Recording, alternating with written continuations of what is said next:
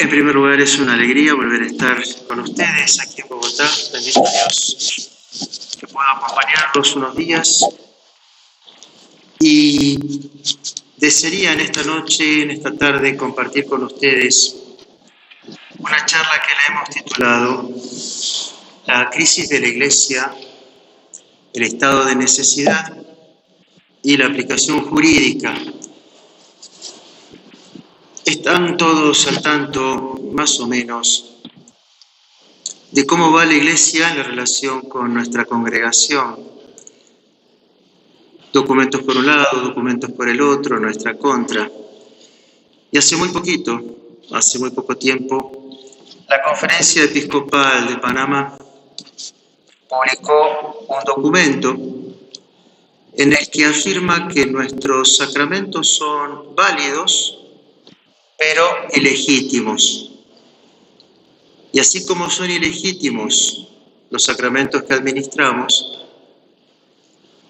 así también todo lo que hacemos, como por ejemplo la erección de un lugar de culto. Motivo por el cual hemos respondido a la Conferencia Episcopal.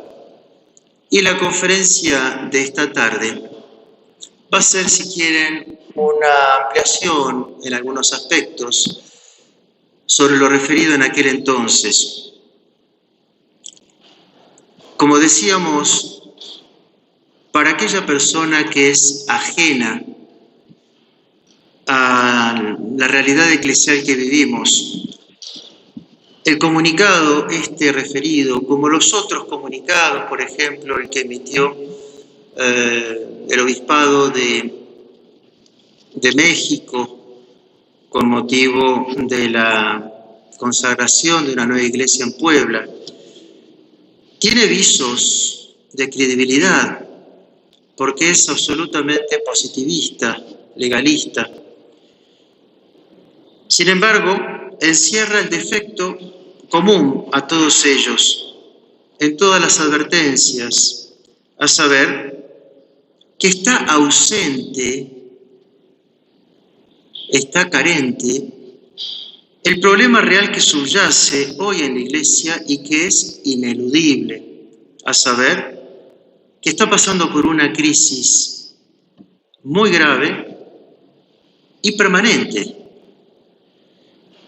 acentuada ciertamente en los últimos años y favorecida por el Concilio Vaticano II, afectando no a un país en particular, no a México, no a Panamá, sino a la Iglesia Universal. No sería necesario demostrar la existencia de la crisis de la Iglesia para aquel que viene hace muchos años, tal vez aquí a la capilla, o diríamos es feligrés de la Fraternidad Sacerdotal San Pío X, hace años. Pero, gracias a Dios y a la Virgen, como nuestra feligresía va aumentando, vamos a aprovechar para dar un pantallazo general, de tal manera de que para los antiguos, para los conocedores, será reafirmarse en lo que ya sabían, y para los nuevos, en todo caso, conocer una dimensión que tal vez se les escapaba. Así pues, vamos a ver en primer lugar la crisis que está pasando a la Iglesia. En segunda instancia, lo que es un estado de necesidad. Para, en tercer lugar, ver lo que tocaría la aplicación jurídica. En lo que toca a la crisis de la Iglesia, podemos hablar de ella de un modo general o de uno particular. Si consideramos esta crisis de manera general, es imposible, habría que taparse los ojos para ver cómo la Iglesia no estaría atravesando por una crisis grave, profunda y universal. Miremos a vuelo de pájaro la cantidad de congregaciones religiosas que se reducen, la cantidad de seminarios como casas de formación, escuelas de religiosas como de religiosos. Las parroquias, como empiezan a quedarse sin sacerdotes que las atiendan. Los hospitales, las monjas hospitalarias, como se las conocía. Las casas de ancianos atendidas por ellas. Cómo hay una desaparición paulatina, pero constante, de esta visibilidad de nuestra Santa Madre Iglesia. Días pasados, Monseñor Felé nos comentaba que en Francia, en una diócesis que era atendida por un sacerdote de más de 80 años, tenía 40 parroquias a cargo. Y en la contigua había un sacerdote sexagenario con otras 40. Pero este aquí que falleció el mayor. Y al sacerdote de 64, 65 años le tocó en cargo las otras 40. ¿Cómo hace un sacerdote para atender 80 parroquias, sin contar capillas laterales? ¿Cómo hace para confesarlas? ¿Cómo hace para guiarlas, para tener una dirección espiritual? ¿Cómo hace para atender a los enfermos? ¿Cómo hace para visitar las casas o bendecirlas? ¿Cómo hace para ir a un hospital con feligreses de 80 parroquias distintas? La Iglesia está pasando por una crisis muy triste, que podríamos, sí, particularizarla en algunos ítems. Una crisis doctrinal, una crisis moral, una crisis litúrgica, una crisis sacerdotal. Si miramos la primera, la crisis doctrinal, no podemos dejar de ver cómo la misma enseñanza se ha desvirtuado, la cantidad de errores, las herejías que hoy se escuchan, que se predican en la jerarquía eclesiástica, cómo se ha alejado de la auténtica profesión de la fe católica, cómo pululan estas herejías, cómo se ha privilegiado la libertad religiosa y el ecumenismo en detrimento del reinado social de nuestro Señor Jesucristo. ¿Cuántas personas que hoy se dicen católicas y que así se creen católicas, pero cuántas conservan la fe católica? Si saliéramos y agarráramos gentes de una parroquia, cualquiera, y le preguntáramos si fuera de la Iglesia Católica hay salvación, ¿qué contestaría la mayoría? ¿Qué va a contestar? Que sí. Cuando vemos que la misma jerarquía hace estas reuniones ecuménicas con musulmanes, budistas, ortodoxos, protestantes, anglicanos. Si todos se juntan a rezar en compañía del líder católico, da a entender que todas las otras religiones también son caminos. Y así escuchamos a algún obispo decir, por ejemplo, uno de Brasil hace muy poquito, que los jóvenes, cuando van a encuentro de otros, no deben hacer un proselitismo de intentar convertirlos, no. En todo caso, sean buenos judíos, buenos budistas, buenos protestantes. Es enriquecerse de la diferencia con los demás. Un pensamiento tan ajeno al dogma católico, enseñado por un sacerdote, ¿qué podemos esperar de la fe del pueblo católico? De modo tal que hoy nuestro pueblo católico tal vez piense que lo es, pero cada vez lo es menos en su formación y en su doctrina, porque van perdiendo la fe, porque ya la enseñanza no es la enseñanza de siempre. Es una enseñanza conforme, un eco de los documentos del último Concilio Vaticano. Juan Pablo II, años antes de morir, recuerdan, cuando él mismo se quejaba y hablaba de que en la Iglesia había una apostasía silenciosa, verdaderas herejías se han metido en el campo dogmático y moral, y asimismo se quejaba, se dolía él de la manipulación de la liturgia. En segundo lugar, vemos una crisis de orden moral. Y es lógico, porque la moral va de la mano de la doctrina.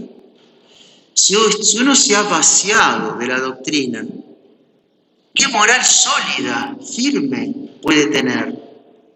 Al revés. Una doctrina así señalada va de la mano de una moral relativista, de una moral subjetivista, de una moral, como se llama y se enseña en los seminarios, de circunstancia.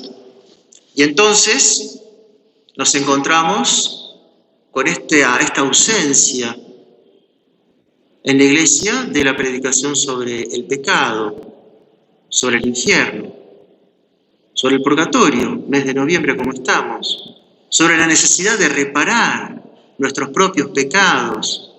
Así nos encontramos con una moral matrimonial como la que hoy escuchamos, ya con el documento del Papa Amoris Laetitia, en esa relativización, esa permisividad para acercarse a la comunión. Lo vemos en las bendiciones de uniones matrimoniales homosexuales, sobre todo el gran escándalo escuchado en Alemania. Pero en el día de ayer, si ustedes han tenido ocasión, en el día de ayer sale la respuesta del prefecto para la doctrina de la fe, del cardenal Fernández, argentino, en donde sí afirma que los homosexuales y los transsexuales pueden ser, para el sacramento del bautismo, padrinos, y para el matrimonio, testigos oficiales de la boda. ¿Cómo la Iglesia va a confiar a un cristiano, a un católico, que es homosexual, y que San Pablo enseña que los homosexuales en cuanto tales no van a entrar en el cielo? ¿Cómo la Iglesia le va a confiar a una persona de esa cualidad moral el cuidado de un nacido en las fuentes bautismales para que lo guíe y le asegure la partida del cielo? Si él es el primero que está viviendo en disparidad con este orden creado y orden sobrenatural. Lo que era inaudito, hoy lo escuchamos del prefecto de la doctrina de la fe. Y esta moral va de la mano de esta doctrina ya vaciada de contenido.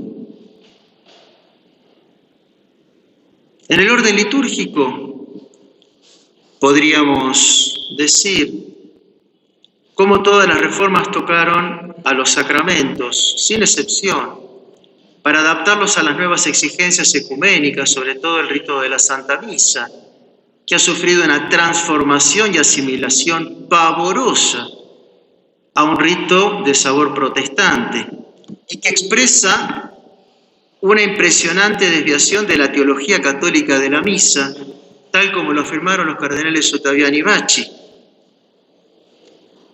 Asimismo, ¿qué vemos hoy? Liturgias llenas de fantasías, de innovaciones, de aberraciones, de inculturaciones. En estos países, con motivo del año chino, al obispo se le ocurrió una idea fantástica: poner en un lado del altar el dragón chino y del otro lado del altar las muñequitas chinas. Fotografías que yo conservo, porque a veces cuando uno lo dice pareciera que es una exageración. Inculturaciones de todo tipo. Cuando no, ahora tenemos los ritos paganizantes, y el primer analogado, el rito maya. Y hasta ahora se están empezando a predicar retiros espirituales maya, como en Guatemala. Y esto es en el seno de la Iglesia Católica. Las reuniones ecuménicas, cada 2 por 3.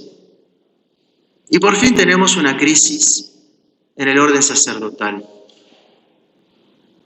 Por una innegable falta de vocaciones, sacerdotales como religiosas, por una crisis de identidad y de santidad de vida sacerdotal. Y entonces, ¿qué sucede?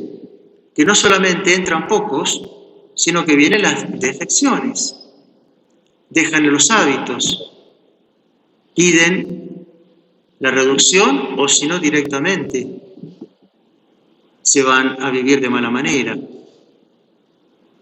Una crisis, como decíamos, doctrinal, moral, litúrgica y sacerdotal. En la vida cotidiana de una parroquia, los fieles católicos a menudo inconscientes aprenden novedades completamente contrarias a la doctrina y son testigos de abusos litúrgicos de todo tipo. Y por eso la atmósfera que se respira en una parroquia habitualmente es profundamente mundana y de una dimensión sobrenatural de la gracia y de la salvación eterna prácticamente inexistentes. Pero lo que hace que esta crisis aún sea más grave, como bien remarca el padre Godrón, y les recomiendo mucho la lectura de ese libro que se llama El Catecismo de la Crisis de la Iglesia, como él remarca muy claramente y con propiedad, es como esta crisis procede y es alimentada directamente por la máxima autoridad de la Iglesia, por los papas postconciliares, todos sin excepción, quienes la fomentan y la agravan, y en unión a ellos los obispos, y en unión a ellos los sacerdotes. Desde Pablo VI en adelante, todos los sumos pontífices se han convertido en protagonistas de lo que se llama comunicatio in sacris,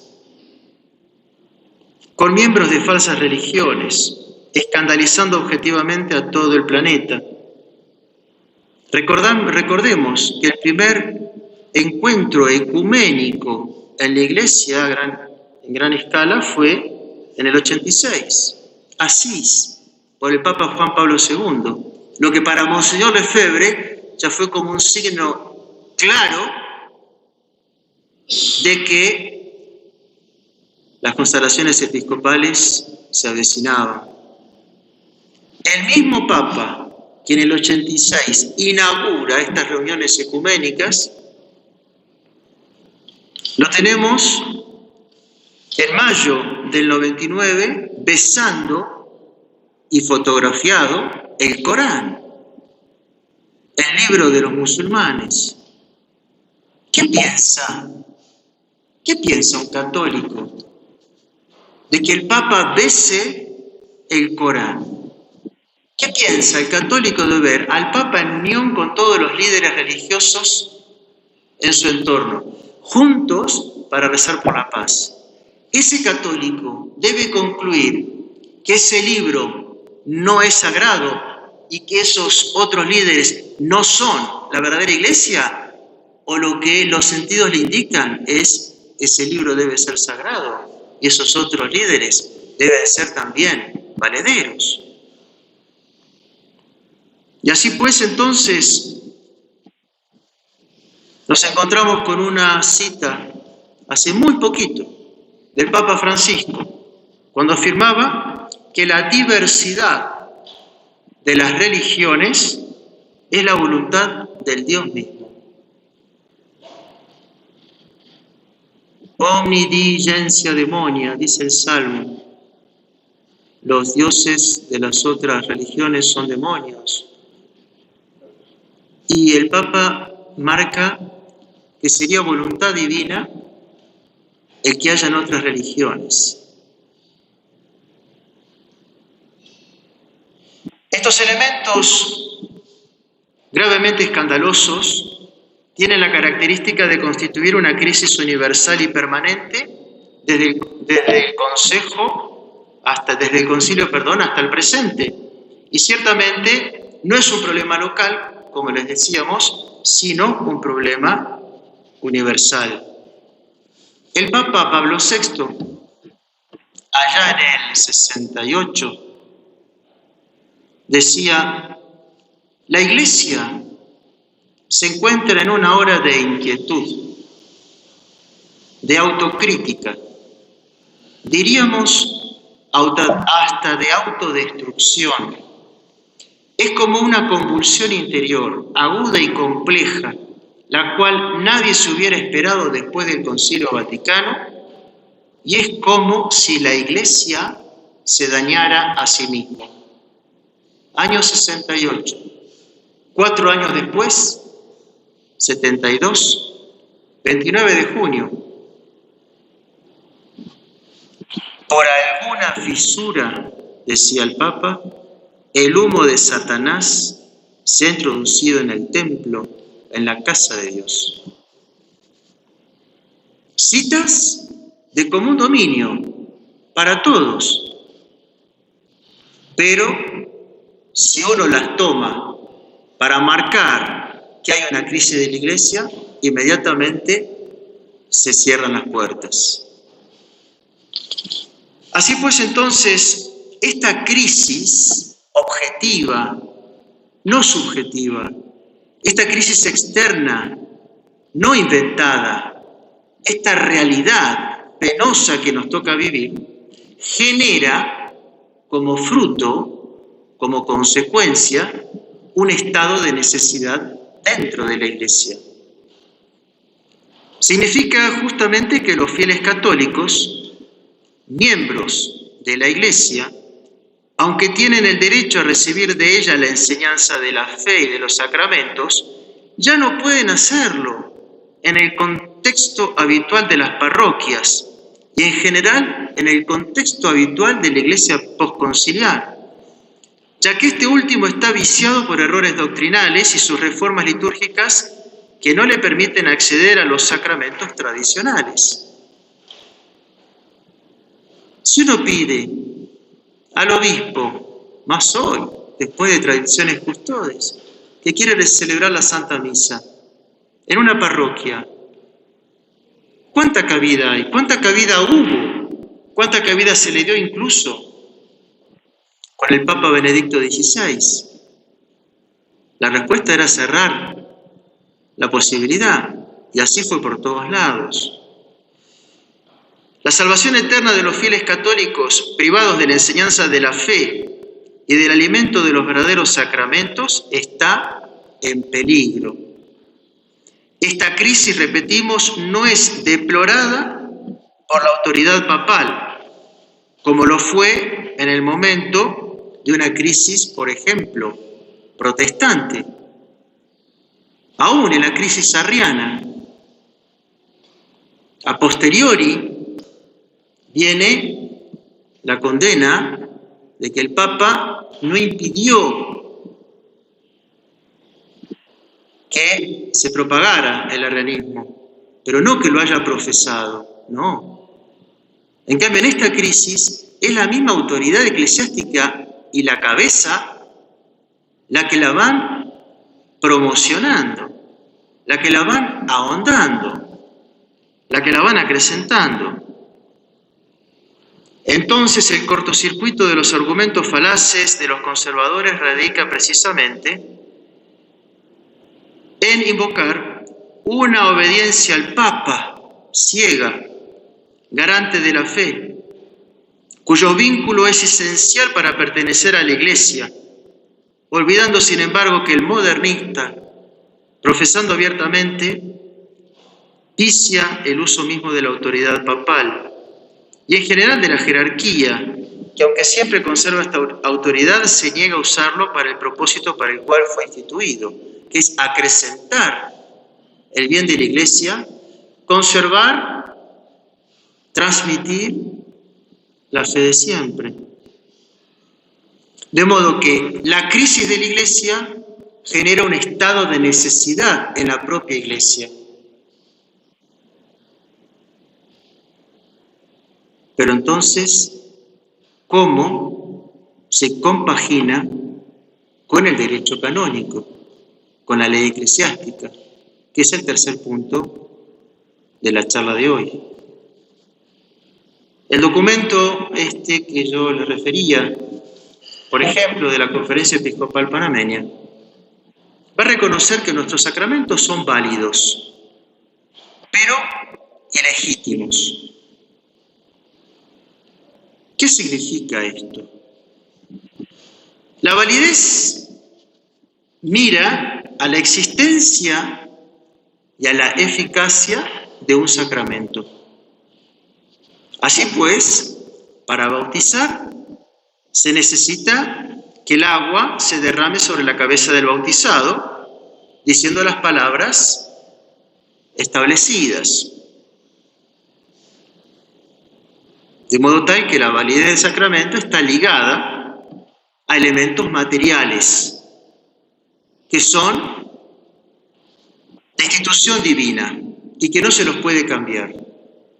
Si yo digo las palabras, pero en vez de utilizar agua, utilizo alcohol, el sacramento es inválido, no hay sacramento, porque faltó la materia establecida de origen divino.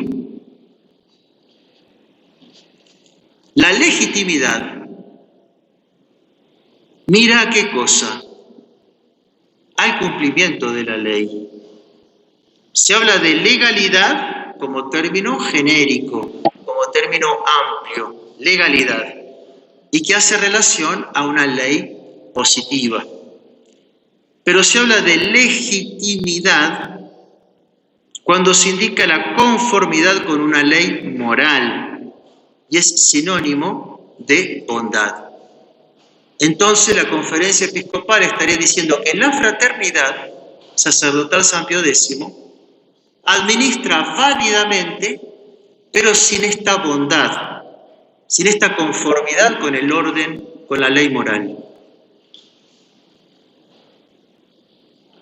Pasar un semáforo en rojo es una violación del código de circulación, es clarísimo y no se puede. Pero si uno transporta a una persona que se está muriendo, lo hace en virtud de un principio superior, que es conservar la vida, salvar una vida. Y entonces el acto será no solamente legítimo, sino diríamos más que legítimo. Es sumamente virtuoso. El recurso del aborto está de acuerdo con el derecho positivo de muchos países que lo han aprobado, pero todos sabemos que ante la ley de Dios no es legítimo. Por lo tanto,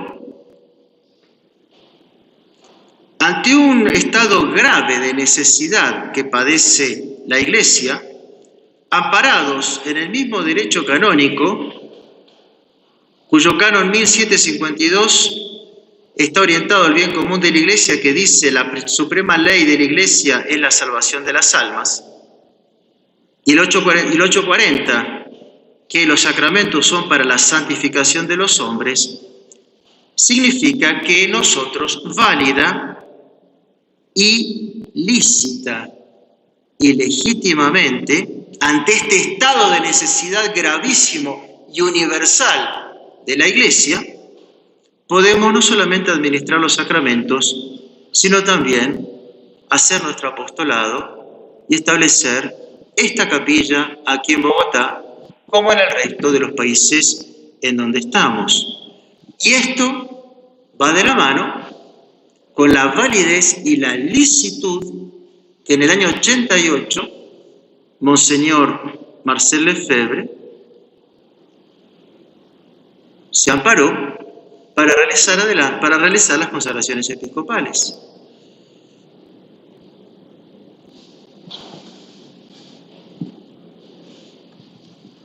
Cuando llegó ese momento, Monseñor Lefebvre, siguiendo el uso romano, como era su médula, su espíritu sacerdotal, siempre fue romano, se llegó a Roma para pedir la autorización de consagrar un obispo que lo siguiera. Y Roma se lo concedió. Pero Monseñor, a posteriori, reflexionando, vio que no era prudente, que no iba a alcanzar uno, que necesitaba más obispos. Y así vuelve el reclamo a Roma. Reclamo que no fue aceptado y cuya fecha, aunque se le había propuesto a Monseñor, nunca llegó. Y cuando Monseñor reclamaba la fecha, del invierno a la primavera y de la primavera al verano, y vio cómo era una manera de disuadir el que Monseñor llevara adelante las consagraciones episcopales, que gracias a Dios las realizó, fundado en un principio superior, el de la salvaguarda de la fe, y para eso se apoyó en una prudencia sobrenatural. Y ustedes saben que la virtud de la prudencia comporta 3 actos: la deliberación, el pedir consejo, el juicio y el precepto y la acción. Y así pues, Monseñor, ante esta crisis de la Iglesia que generó este estado de necesidad para salvaguardar la Iglesia, para salvaguardar la fe, es que pasa adelante con las consagraciones episcopales.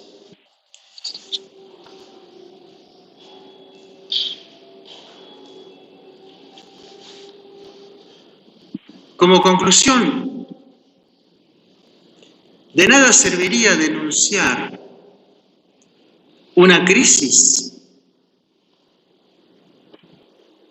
grave, gravísima, no particular y universal, si no se le buscara una solución. Porque entonces nos quedaríamos en el campo teórico y no nos daríamos cuenta de la necesidad del orden práctico, de bajar la solución a la realidad y que no quede tan solo en una nube. Y esa es la gran diferencia que hubo entre aquellos que veían la crisis de la Iglesia y Monseñor Lefebvre.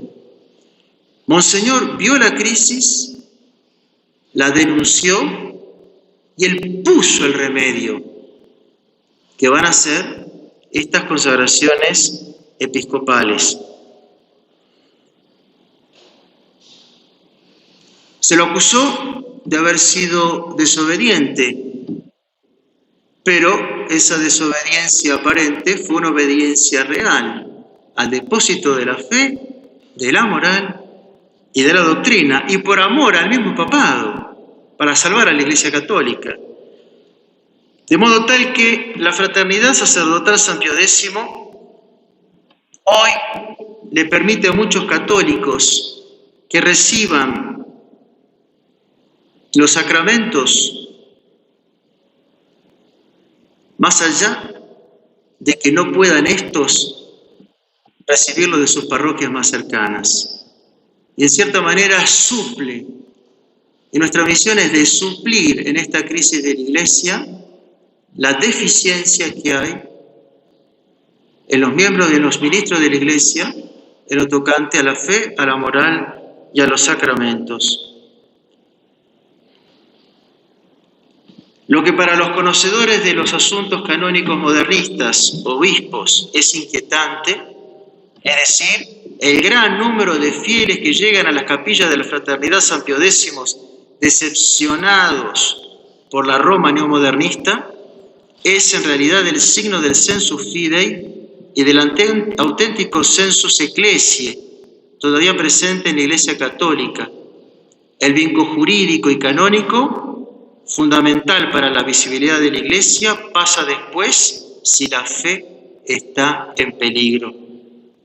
Si la casa se quema, se llega a un lugar seguro sin esperar la autorización del administrador del hotel, especialmente si es el mismo administrador del hotel el que prendió fuego a la casa. Por lo tanto, entonces, los invitamos a que no dejen de perseverar y de seguir formándose en la tradición, a través de buenas lecturas, de buenos libros, a través de una vida sacramental frecuente, de la confesión, de la comunión, a través de la piedad, de las devociones de siempre de la Iglesia. De tal manera de que no se trata de abandonar la Iglesia, como nos dicen, que estamos fuera de la Iglesia. No se trata de abandonar la Iglesia, sino de permanecer fieles a ella, tomando los medios adecuados que la providencia pone a su disposición. Así pues, la fraternidad no es de ninguna manera, es una solución conveniente o una puerta para abandonar la Iglesia Católica Romana, no, sino que es un medio para servirla, un medio para amarla, y este medio es proporcional a la crisis que toca incluso a la autoridad misma, al Papa reinante. Y así pues,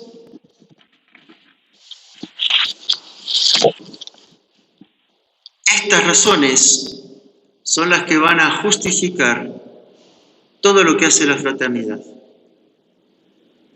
Esto es lo que, como nos decía nuestro superior general, en la reunión que hemos tenido hace unos meses en Suiza, esto es lo que en un tiempo no muy lejano ya se vislumbra, que en la fraternidad vuelvan a tener otra vez lugar consagraciones episcopales. No se sabe, no está determinado ni la fecha, tampoco está determinada la cantidad de obispos, ni menos el nombre de ellos, de los que van a ser consagrados. Pero si en la época de Monseñor Lefebvre, si en el 88 ya el estado de necesidad era tal que justificó para que válida ilícitamente consagrar obispos, hoy, en el 2023, cuando se ha acentuado la crisis de manera sin igual, el estado de necesidad no le estaría pidiendo a gritos. Así pues, entonces, sigamos unidos en la oración, sigamos unidos en la fe, sigamos unidos en nuestra fraternidad, rezando por nuestros superiores, para que cuando llegue el momento y las circunstancias se lo indiquen, podamos ver con nuestros ojos un nuevo rebrote de obispos dentro de la congregación, para que se siga manteniendo y perdurando la tradición de la Iglesia, que es realmente lo que va a la Iglesia hoy a salvarla. Porque lo que la va a salvar a la Iglesia es la misa de siempre, que tiene 2000 años, es la doctrina de siempre, es la moral de siempre, y es el sacerdocio tal como fue instituido y transmitido por nuestro Señor y luego los apóstoles que van a transmitir el sacerdocio recibido de nuestro Señor. Esto era lo que quería compartir en esta noche con ustedes. Si tienen alguna duda, no dejen de planteármela. Quédo atento.